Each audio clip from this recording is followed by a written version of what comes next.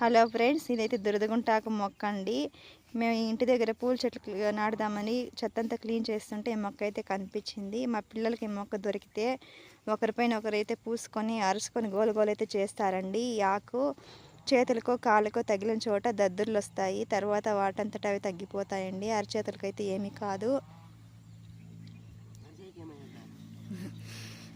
ఈ మొక్క గురించి మీకు తెలిస్తే కామెంట్ చేయండి ఫ్రెండ్స్. అలాగే ఈ మొక్కలు మీరేమంటారో కామెంట్ చేయండి. చూడండి ఫ్రెండ్స్, నా ఆకైతే నా కొడుకు అయితే మా చెల్లికి పూసేసాడు. దద్దుర్లు అయితే వచ్చేసింది. ఇవి కొంచెం సేపుకి అయితే తగ్గిపోతాయండి. నాకు కూడా పూసాడండి నా కొడుకు. చూడండి ఫ్రెండ్స్,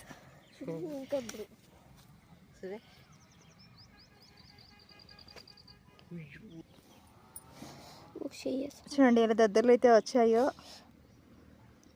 ఇంకొంతసేపు కంటే తగ్గిపోతాయి, కానీ విపరీతమే వంట అయితే ఉంటుంది. చూడండి ఫ్రెండ్స్, వాడే పూసింది.